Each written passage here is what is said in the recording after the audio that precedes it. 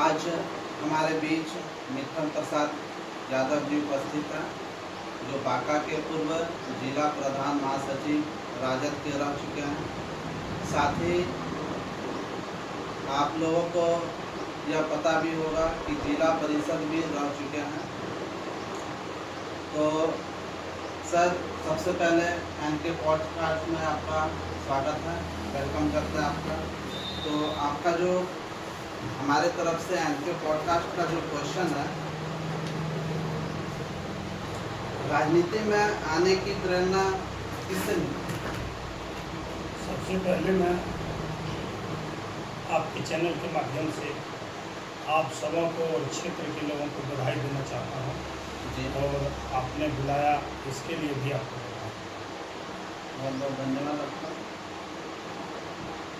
अब आपका क्वेश्चन है कि आप राजनीति में कैसे आए?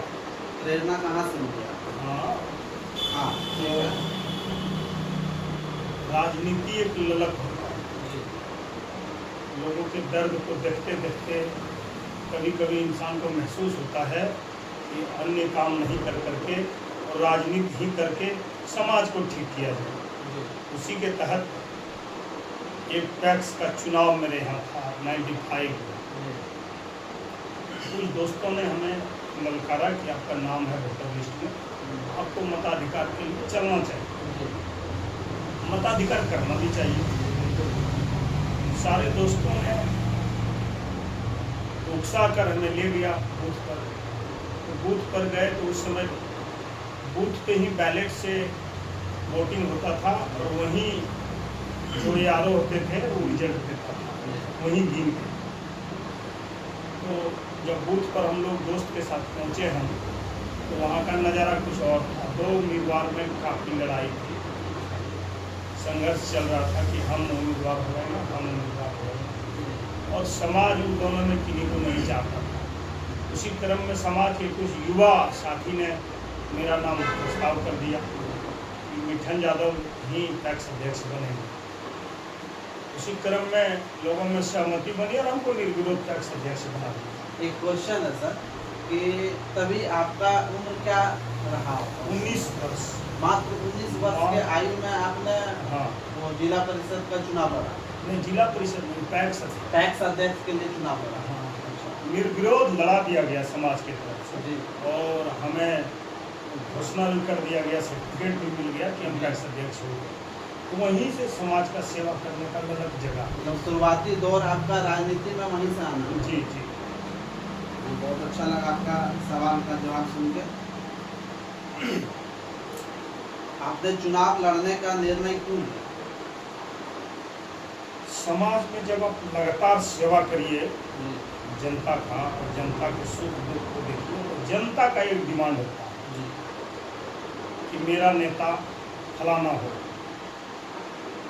लेकिन हाई लेवल के नेता के चलते कुछ ऐसा निर्णय हुआ कि टिकट जिनको मिलना चाहिए था नहीं मिला। उस रेस में मैं भी था। पार्टी के द्वारा मुझे भी आश्वासन था कि आप भी चुनाव लड़ेंगे। जब टिकट दूसरे को मिल गया तो समाज में एक मैसेज फैला, जिनको टिकट दे दिया गया उनके पिताजी को हम लोग 30 साल से प्रणाम कर रहे हैं, और क्षेत्र के लिए जीरो, जो धरोहर पूर्वजों ने सजाया था वह भी ध्वस्त हो गया। उदाहरण दिया कटोरिया कॉलेज, कटोरिया में कॉलेज था, इनके जीतने से नाना प्रकार का उदाहरण दिया, और लोगों ने हमें उकसाया कि आपको चुनाव लड़ना चाहिए बतौर निर्दलीय।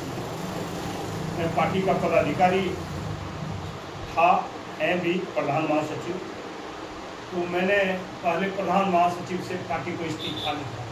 हालांकि पार्टी ने मेरा इस्तीफा स्वीकार नहीं किया, हम अभी भी पद पे बरकरार हैं। तो चुनाव लड़ने का निर्णय हुआ, नामांकन करवाया और जंग मैदान में कूद गया। जनता का क्या रिजल्ट हुआ वो देखने को सबको मिला, लेकिन हमें एक उपलब्धि मिली। उपलब्धि यह मिली, जब किसान मकई का खेती करता है तो मकई का दाना खाने के लिए सुग्गा आ जाता है और सारे दाने को चीर के वो खा जाता है। किसान को बर्बादी के सिवा कुछ हाथ नहीं लगता। तब किसान क्या करता है ना, जहाँ मकई का खेती करता है वहाँ एक टीन बांध देता है और टीन में एक रस्सी लगा देता है, और जब सुबह वो मकई खाने के लिए बैठता है तो वो रस्सी खींच देता है, टीन ढनमन करता है और सब सूखा भाग जाता है। तो मैंने वही किया, अपना मकई के खेती का मकई नहीं खाने दिया, टीन बजा के, और अपना खेत आबाद रखा, भुट्टा आबाद रखा, मकई आबाद रखा। ये मैंने किया और इससे हमको काफ़ी संतोष है कि एक ही परिवार के मतलब आप ये आम जनता को बचाया, यही मतलब हुआ आपका कि मकई, आप हाँ, आम जनता को बचाया कि बताया। मकई का खेती आपका है, जी, आप लगाया, जी। आप नहीं खा सका तो खेत बच गया, आपका बाल बच्चा खाएगा। मतलब कि आपने जनता को बचाने का काम किया। बिल्कुल बचाने का। आप निर्दलीय उम्मीदवार भी बने थे। जी हाँ, उसी के बारे में बोले आपको। अच्छा, एक चीज बताइए आप कि चुनाव प्रचार के दौरान जनता की सबसे बड़ी समस्या क्या मिली आपको? हमारे यहाँ बेलहर विधानसभा में जनताओं के बीच समस्या का एक जाल है, अभी भी है? अभी भी है। जी। मैंने हम लोग 72 किलोमीटर दूर जाते हैं ब्लॉक, आपका ब्लॉक क्या पड़ता है? चांदन। अच्छा, तो हम 72 किलोमीटर जाते हैं और 72 किलोमीटर सफ़र करके तब ब्लॉक का दर्शन करते हैं। जी, और जो इंसान 72 किलोमीटर चलेगा और 72 किलोमीटर फिर लौटेगा, जी। उसका क्या हाल होगा जरा गौर करें। तो सरकार से मेरा मांग था कि सुइया को ब्लॉक का दर्जा देना चाहिए, लेकिन नहीं दिया। जिस समय राबड़ी जी की सरकार थी तो मेरे यहाँ राबड़ी देवी, माननीय तत्कालीन मुख्यमंत्री और राष्ट्रीय अध्यक्ष आदरणीय लालू यादव, पूर्व मुख्यमंत्री बिहार, वो सुइया में कार्यक्रम किए थे। हमने जोरदार तरीके से मांग किया था और मेरा ब्लॉक का अनुमति भी मिला था, गजट भी हो गया था कि हम आपकी सरकार बना के आपका ब्लॉक का घोषणा करेंगे। दुर्भाग्य से उनकी सरकार नहीं बनी और ब्लॉक नहीं बनी। तो मूलभूत समस्या वो है। हमारे यहाँ का मिट्टी बड़ा बंजर है, किसान को जो व्यवस्था चाहिए सरकार मुहैया नहीं कराती है। तो सारे लोग भुखमरी के कगार पे मेरे यहाँ रहता है। मेरे यहाँ एक नहीं है, मेरे यहाँ इतना बड़ा इलाका होने के बाद मात्र एक हाई स्कूल था। काफ़ी लड़ाई के बाद सरकार ने इधर नोटिस दिया, हर पंचायत में एक हाई स्कूल दिया है, जो उपलब्धि है। सरकार को मैं धन्यवाद देना चाहूँगा कि ये एक काम आपने अच्छा किया। लेकिन उसी के साथ साथ सिंचाई, स्कूल में पर्याप्त शिक्षक, स्वास्थ्य, ये सब भी होता तो इलाके के लोगों में राहत महसूस होता। एक क्वेश्चन आपके लिए कि अगर जब आप निर्दलीय से चुनाव जीत जाते हैं तो सबसे पहली प्राथमिकता क्या होती है? सुइया को ब्लॉक बनाना, बस यही। पहला प्राथमिकता। जी, उसके बाद तो बहुत काम है हमारे यहाँ।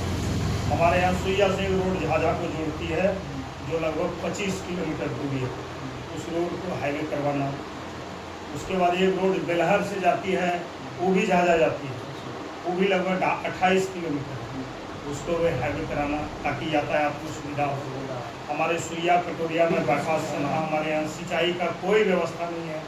सिंचाई का पर्याप्त व्यवस्था करना, और जनता जो पलायन करते हैं यहाँ से बाहर, जी, बिल्कुल। उनके लिए रोजगार जी, फैक्ट्री लगा के सृजन करना, ये सारे काम था। बहुत काम मेरे यहाँ है और हम लोगों ने सोचा भी था।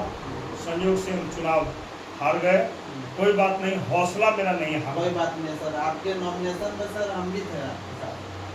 जो कि चलिए, हम आपको आपके बधाई है। हम आपके विधानसभा के थे भी। मैं आपको बधाई है, आपसे तो अच्छा लगा हमको सुन। चुनाव लड़ने का सबसे कठिन अनुभव क्या रहा सर उस समय? देखिए, चुनाव उम्मीदवार नहीं लड़ता, लड़ती है जनता, और जनता मेरे लिए चुनाव लड़ी। मतलब आप मोहरा थे आम जनों के लिए? जी नहीं, जनता ने ही चुनाव लड़ाया और जनता ने निर्णय भी अच्छा दिया। मेरा खेत को बचा दिया, जो खेत मेरा गुलाम हो जाता उस खेत को बचा दिया। हम नहीं बनेंगे मेरी कोई बात नहीं, लेकिन मेरे बच्चे, मेरे खानदान में कोई बनेगा, मेरे समाज में बनेगा, ये मेरे लिए है। और चुनाव लड़ना हम समझते हैं जीत के लिए ही नहीं लड़ता। चुनाव जंग मैदान में लड़ने का मेन मकसद होता है कि हमारा खेत आबाद रहे और उसमें मैं कामयाबी हासिल। राजनीति में ईमानदारी बनाए रखना कितना कठिन होता है? राजनीति करने वाले जिनके मन में जनता के प्रति सोच और लगाव है, वही आदमी ईमानदार हो सकता है। और जिनको लूट खसोट करना है वो कभी ईमानदार नहीं हो सकता है। मीठा बोली बोल सकता है लेकिन ईमानदार नहीं बन सकता। जनता ने हमें ईमानदारी का सर्टिफिकेट दिया है। 5 बार जिला परिषद रखा है, 2 बार हमको पैक्स अध्यक्ष रखा है, 1 बार निर्विरोध और 1 बार चुनाव लड़े। और मेरे पत्नी को हमारे पंचायत से 10 किलोमीटर दूरी पे मुखिया बनाया।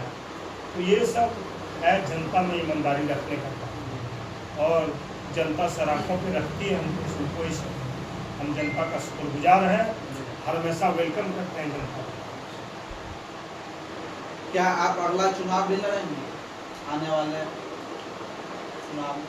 मेरे दल से अच्छे उम्मीदवार जो दल का झंडा ढोया हो, वैसे लोगों को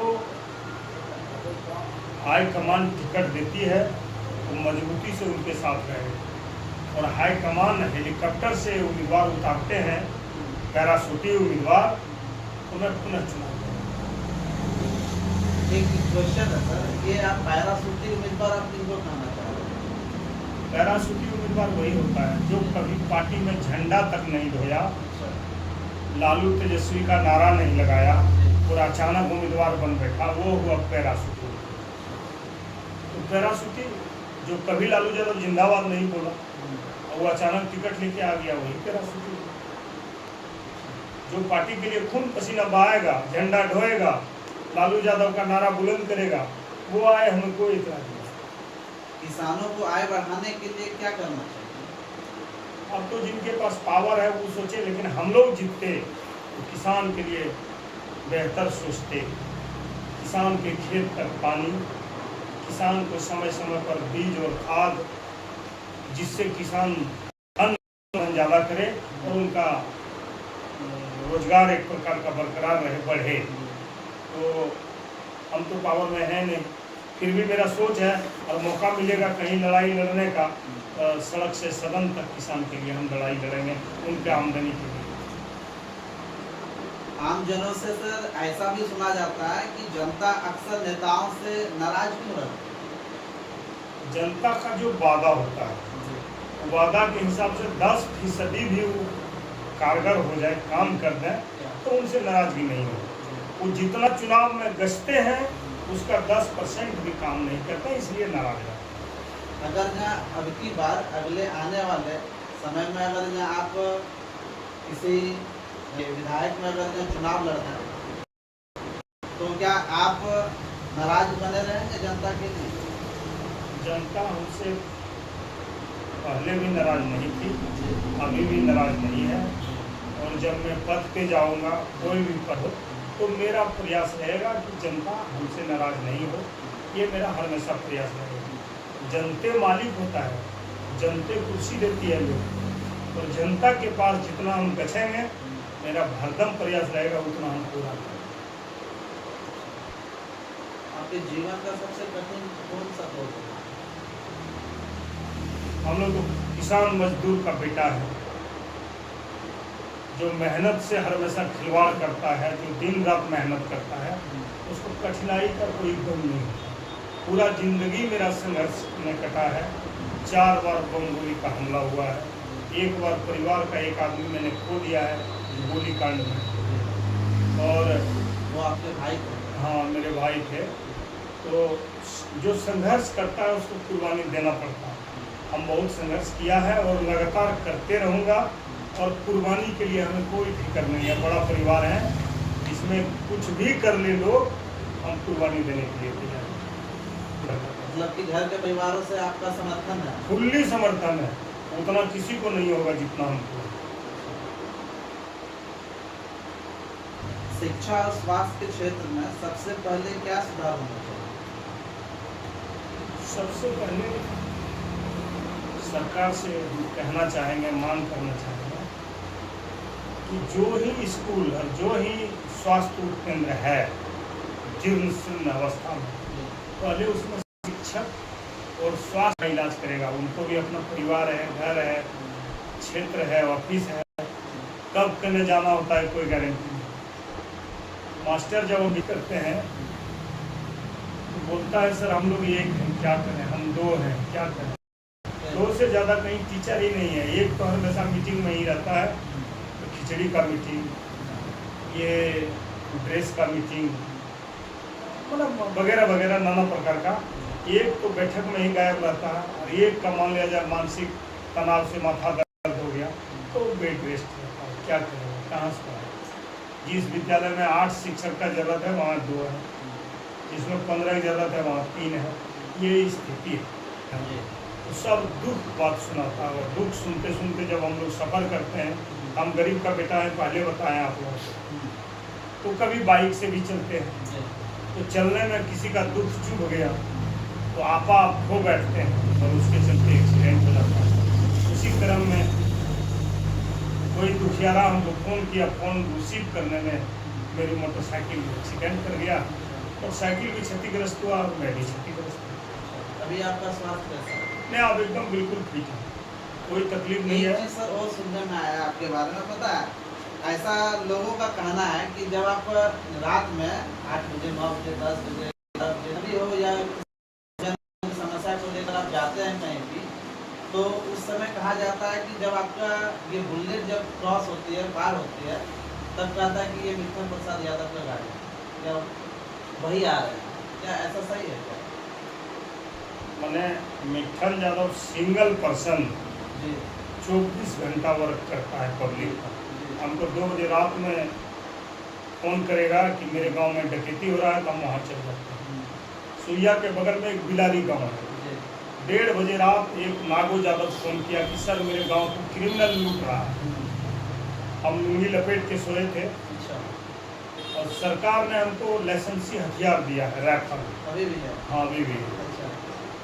तो उन्होंने कहा मेरा गांव लूट जाता, बड़ा दुख का हुआ।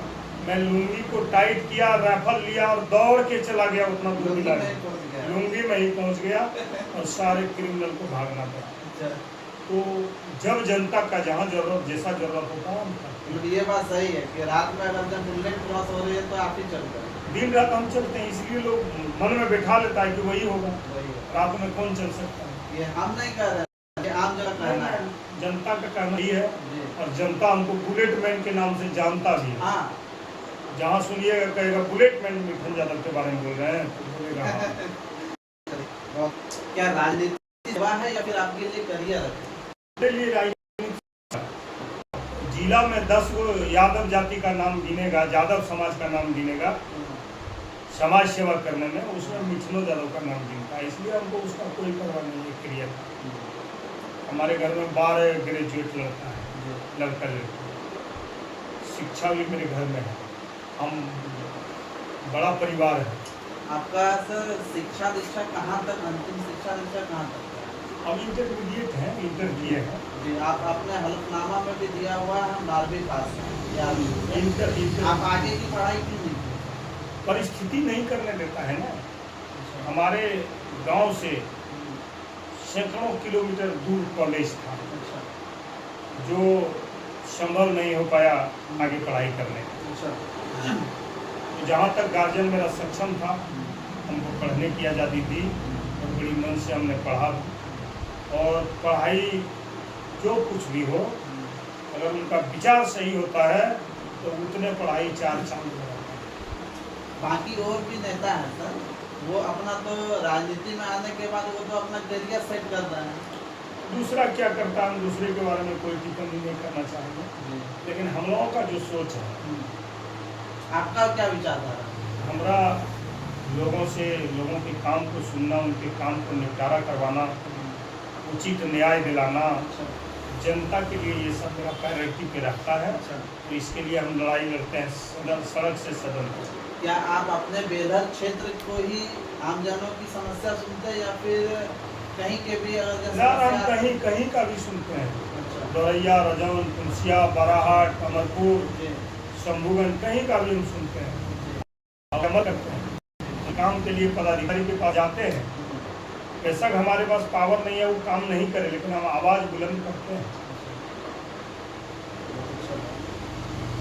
एक अच्छा नेता जो होता है उनके कम से कम 3 गुण बताइए। जो अच्छे नेता हैं, जी। पहला गुण उनका होना चाहिए सामंजस्य, कि लोग जो भी आए सामंजस्य करके चले, उनके बात को सुने और एक अच्छा सलाह दे उसको। दूसरा है जलन नहीं रखना। नेता को कभी जलन नहीं रखना चाहिए। जो वोट दिया वह भी, जो नहीं दिया वह भी, जो आपके साथ है वह भी, जो आपके साथ नहीं है वह। और तीसरा है कि आप लोगों के दुख में उनके साथ मजबूती से खड़ा हो। किन्हीं के साथ कोई अनहोनी घटना घट जाती है, कोई एक्सीडेंट कर जाता है, कोई अचानक बीमार पड़ जाता है, तो उनके साथ उनको खड़ा होना, ये मेरा मानना है। लोग आपका बहुत सम्मान करते हैं, क्या कहना है? ये तो लोग जाने, हम तो जानते नहीं हैं हमको क्या करता है, लेकिन लोगों की आवाज़ पे हम जाते हैं, उनका सुनते हैं। हम लोग क्या करते हैं, मेरे सुना में हमको सम्मान करते हैं, गाली देते हैं, तो आप ही लोग बताएं। नहीं, हम खुद देखे हुए। आप देखे हैं तो हम भी आप मानते हैं। हमें नहीं पहचान रहे हैं, लेकिन हम आपको भली भांति पहचान रहे हैं। लोग आपका बहुत ही सम्मान कर रहे थे जब हम खड़े थे, आज से लगभग 2-3 साल पहले की बात है। ये तो लोगों का बड़प्पन है। ये हम नहीं कह रहे सर, आम जनों का ऐसा मैं हमारे क्षेत्र के लोगों हम का आपके बारे बड़प्पन- में पता किए, किसी से पूछे, जानने का प्रयास किया आपके बारे में, तभी हम ऐसा कर रहे हैं आपको। आजकल के जो युवा हैं वो राजनीति से दूर होते जा रहे हैं। चंद लोगों ने राजनीति को इतना बदनाम कर दिया अच्छा। कि राजनीति सुन के लोगों को नफरत होती है। अच्छा। लेकिन अगर यदि यह नफरत का सिलसिला जारी रहे और कोई अच्छे लोग इसमें नहीं आएंगे तो राजनीति का हश्र क्या, इससे हमें रोना है। इसलिए मैं तमाम युवा साथी से आग्रह करना चाहेंगे कि कुछ मेधावी साथी जी। जो तेज हैं, जिनको कुछ करने का जज्बा है, कुछ लोग राजनीति में भी आए हैं, ताकि यह अच्छा से चले कि जो विकलांग हो गया है राजनीति उसको दौड़ा सके।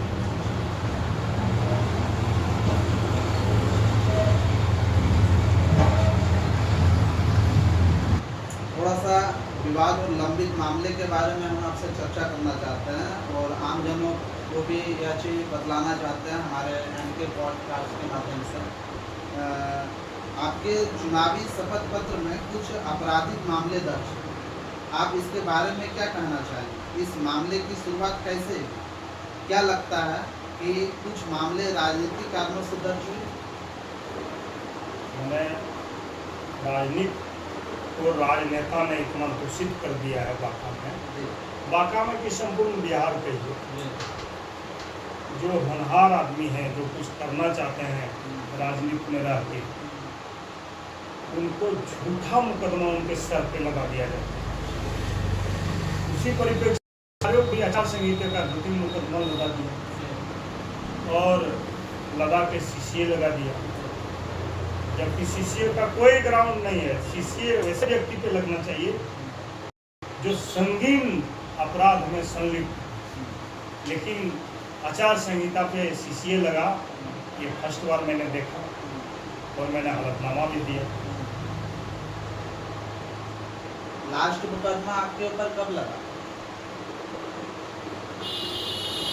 मैंने चौथा बार जब मैं जिला परिषद लड़ रहा था, 5वां बार जी। महिला सीट थी, तो हम अपने घर के छोटी वाली भगोई को लड़ाए थे। जी। नामांकन में ही अंतिम मुकदमा किया गया था जी। और एक आदमी, एक नेता का सपोर्टर आदमी, एक नालसी मुकदमा कोर्ट से किया।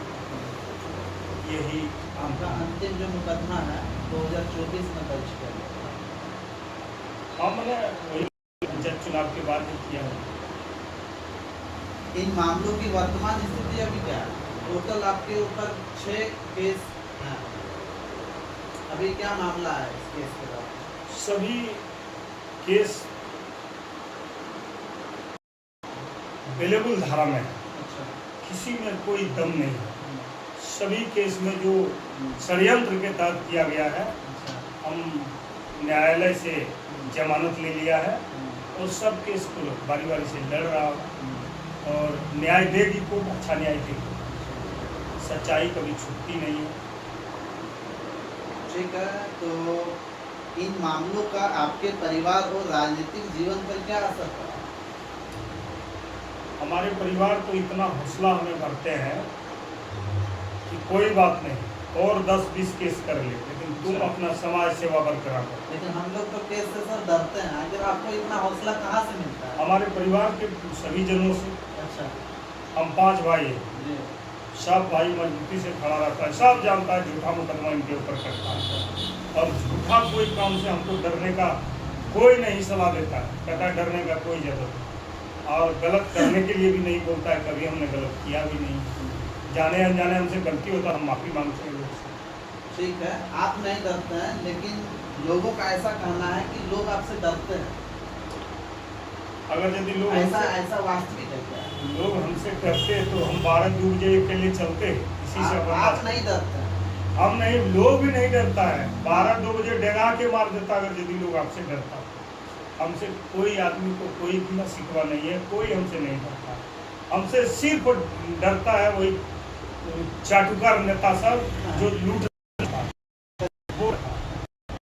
जो पीढ़ी दर पीढ़ी खानदान वाइज बन के सीरीज में लूटना चाहता है, यही लोग हमसे डरता है। बाकी मेरा जनता कोई हमसे नहीं डरता। हम जहाँ जाते हैं भीड़ होती है, आप देखते हैं। पता नहीं डर रहे थे या फिर सम्मान कर रहे थे आपका, लेकिन बहुत ही वो मतलब कि डरा हुआ या फिर सम्मान से आपसे बात कर रहे थे। आज से 3 साल पहले हम आपको देखे हुए। हमसे डर के कोई नहीं बात करता। के युवाओं में उतना शक्ति है, तोप से नहीं डरता है। वो समझता है कि जिंदगी आया है तो जिंदगी जाएगा भी, इसलिए किसी से डरना नहीं है। और हमसे कोई नहीं डरता है, सब प्यार से हमसे मिलता है और सब काम बताता, हम सबका सुनते हैं। जनता आप पे भरोसा क्यों करे? पूर्ण भरोसा जनता करती है, तब नहीं इतना पद पे हमको लगातार जिताया है। हम 2 बार रहे, उसके बाद मेरा छोटा भाई पैक्स 2 बार आया। क्योंकि आपका पूरा परिवार राजनीतिक से ही भरा हुआ है। हमारे यहाँ एक भाई मेरा उप मुखिया रहा एक बार, अच्छा, एक भगोई अभी जिला परिषद है, मेरी पत्नी मुखिया रही, हम लगातार पैक्स अध्यक्ष जिला परिषद रहे, अभी छोटा भाई पैक्स अध्यक्ष है। तो मान के चलिए 5-7 आदमी मेरे यहाँ माननीय हुआ है वार्ड मेंबर से जिला परिषद। तो उपलब्धि है जनता का, जनता को हम सैल्यूट करते हैं कि कम से कम मरने के बाद इतना तो लिखेगा, पूर्व मुखिया, पूर्व जिला परिषद, पूर्व पैक्स अध्यक्ष का निधन, इतना तो उपलब्धि मिलेगा। राजनीति के अलावा आपका शौक क्या है? बड़ा शौक तो राजनीति है। उसके अलावा शाकाहारी भोजन में बहुत शौक है, घूमने फिरने का भी शौक है, हम घूमते फिरते भी हैं। और जो अच्छे नेता हैं हमसे बड़े ओहदे पे। सुबह का आपका क्या होता है? नाश्ता में, ब्रेकफास्ट में क्या? हम जगते हैं, पहले 1.5-2 किलो पानी पीते हैं गुनगुना, बिल्कुल सही बात है। उसके बाद 200 ग्राम कच्चा चना और गुड़ खाते हैं, उसके बाद 4 रोटी खाते हैं और आधा प्लेट चावल खाते हैं गरम गरम। फिर दिन भर हम कुछ नहीं खाते हैं, रात में फिर रोटी सब्जी और दूध लेते हैं। खाली समय कैसे आ? समय तो मेरा खाली बचता नहीं है, जहाँ बैठते हैं दरबार रहता है जनता का, उन्हीं का सुनते रहते हैं। और वायदे में कभी कुछ खाली समय रहता है तो मेरा बेटा 5 में है, बेटी 9th में है, तो उन लोगों के साथ समय बिताते हैं। वो में पढ़ रहा आपका बच्चा या फिर सरकारी? नहीं, मेरा बच्चा दोनों प्राइवेट स्कूल में। फिर प्राइवेट में क्यों पढ़ा? सरकारी में क्या हुआ? सरकार, हम लोग सरकार के विरोध में है। हमारे बच्चा को क लिखने का रहेगा तो वो अनुभव सिखा देगा। ऐसा है स्कूलों का। हाँ, वही सरकार के पक्ष में रहते तो थोड़ा मास्टर लोग सुधार तवज्जो देता कि नहीं नेता का बच्चा है। और हम लोगों के बच्चा से विपक्षी लोग जलता भी है, तो भाई क्यों जलन, हम प्राइवेट टीचर रख के पढ़वाते हैं, कोई दिक्कत नहीं है। क्या ऐसा भी तो होना चाहिए कि सभी सरकारी शिक्षक जो है वो अपने बच्चे को सरकारी अपने विद्यालय में ही पढ़ाए? एकदम पढ़ाना चाहिए। हम भी इसका आवाज़ भी उठाते हैं और आपकी बात का समर्थन भी करते हैं। सबको पढ़ाना चाहिए, हाँ। और जब ये सुधार होगा तो किसी का बच्चा कोई प्राइवेट स्कूल में नहीं, हम लोगों का भी बच्चा सब पढ़ेगा सरकारी स्कूल में। ये सब व्यवस्था करे सरकार, ये उपलब्धि होगी सरकार। सरकार को क्या सर, हम ही आप लोगों को करना पड़ेगा। आपको जैसे आम जन ने आपको नेता चुना हुआ तो आपको भी आवाज़ उठाना पड़ेगा, सरकार को देखने के लिए नहीं आएगी। हम तो आवाज़ उठाते उठाते 4 बार बम गोली का शिकार हुए और बरकरार है मेरा, हम उठाते रहते हैं आपके आवाज़। ऊपर हत्या का भी आरोप है? नहीं, मेरे ऊपर कोई हत्या का आरोप जी बिल्कुल है। कोई हत्या का आरोप नहीं है, वो सब कभी नहीं हुआ है। धारा 307 आपका हत्या का प्रयास किया, न गलत है, जो आपको लिख के दिया गलत है। कोई केस आप में हलफनामा में दिए। कोई केस में मेरा नहीं है। हाँ, हाँ, वो नालसी केस वाला में गलत तरीका से लोग दिया है, नालसी केस। थाने ऐसा कोई केस दर्ज, नालसी में तो हत्या का भी लगा सकते हैं, उसमें कहाँ दिक्कत, लेकिन थाने से कोई एफआईआर नहीं हुआ। जनता का विश्वास बनाए रखने के लिए आप क्या करना चाहिए? जनता के साथ हम खड़ा हैं, जनता हम पे विश्वास रखती है और उम्मीद करते हैं बराबर हम खड़े रहेंगे उनके कामों के पीछे, उनके सेवा के पीछे। जब तक जनता को समझ में आएगा मेरे साथ रहेंगे, और हम जब तक बचेंगे। रैपिड फायर क्वेश्चन है, आपका पसंदीदा नेता कौन है? लालू यादव। अभी भी पसंद करते हैं? हम नहीं, हाँ। 90% लोग लालू यादव को पसंद करते हैं। आप उनसे नाराज नहीं हैं? कभी नहीं नाराज हो, आपको टिकट नहीं मिला? कोई बात नहीं, कोई बात नहीं। जब उनको समझ में फिर आएगा। आपको समर्थन में तो आपको निर्दलीय नहीं खड़ा होना था? मेरा खेत दूसरा कब्जा कर रहा था ना, अच्छा। तो खेत हम नहीं छोड़ सकते। अच्छा, पहले जो बतलाया था कि वो आप जो वो एक बीच में किसी टीना बांध के आवाज करता। हाँ, उस वही काम किए थे आप? मेरे घर के लोगों को अच्छा लालू यादव के नारा बुलंद करने वाले को टिकट दिया जाता, जी। तो मेरा कभी ऐसा फैसला नहीं हुआ। जब मेरे खेत को नीलाम करने की बारी आ गई, तब मैंने ऐसा काम किया, खेत को बचाया। अच्छा। हम नहीं तो मेरा बाल बच्चा, मेरा समाज, मेरा गांव, मेरा इलाका उस खेत में खेती करेगा। अच्छा, वो आपके पसंदीदा नेता जो भी हैं वो आपसे नाराज हुए होंगे, आपको बात वो तो मैं नहीं जानता, वो नाराज है या खुश है, लेकिन मैंने इस्तीफा लिखा, उसको स्वीकार नहीं। लेकिन आप उनको बिल्कुल पसंद करते हैं? बिल्कुल करते रहेंगे जब तक सांस रहेगा। हाँ हाँ, उतना चाह आपने नेता एकदम चाह। देखिए, हम घर में बड़ा परिवार है, जी। दल भी मेरा परिवार है।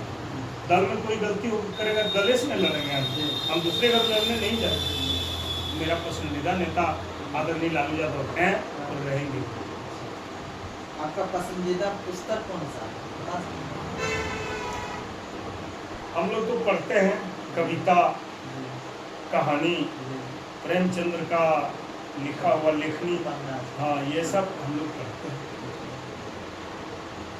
रैपिड फायर क्वेश्चन है, आपका पसंदीदा भोजन क्या है?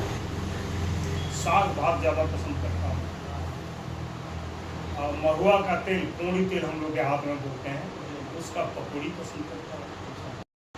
अभी भी खाते हैं? हाँ, अभी अभी हाल फिलहाल में आपने वो खाया कि नहीं? पूरी सब्जी? बहुत खाया, जो परसों भी खाए हाँ। क्षेत्र में। हम जहाँ जाते हैं हमको पूड़ी तेल वाला पकौड़ी बनाता है लोग जानते हैं। घर में खाना नहीं खाते हैं आप? नहीं, खाते हैं, लेकिन जब किसी के दरवाजे पे चल जाते हैं, उनको कुछ खिलाने का दिल होता है, तो पूरी तेल का पकौड़ी लाता है, खाते हैं 4 दिन। अच्छा, आपके लिए स्पेशल वो बनाते हैं या फिर वो अपने पूरे परिवार खाते हैं, लेकिन बनता है जब हम जाते हैं। अच्छा, आपके जाने के बाद ही वो बनता है? आप एक शब्द में बेलर के लिए क्या कहेंगे? बेलहर का जनता महान है, ताकत है, जज्बा है, और मैं उसे सलाम करता हूँ और बरकरार करती हूँ।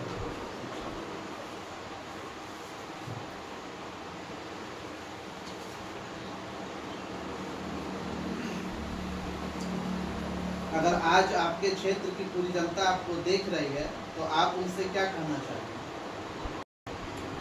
आप वहाँ पे थे? जनता हमको नीचे से ऊपर तक जानती है, हम क्या बोलते हैं क्या करते हैं वो समझती है, इसलिए उनको कुछ नहीं कहना है हमको। जनता मेरे यहाँ का बधाई के पात्र है, मेरा सुनते हैं और मेरे काम का नोटिस लेते हैं। मैं इतना ही कहना चाहता हूँ। युवाओं के लिए क्या अंतिम संदेश है? जब दल ने और जनता ने आशीर्वाद देके कहीं जगह पे हमको बैठाएंगे तो उनके लिए बेहतर सोचूंगा, ये मेरा मानना है युवा साथी के लिए। एनके पॉडकास्ट के दर्शकों को आप क्या संदेश देना चाहते हैं?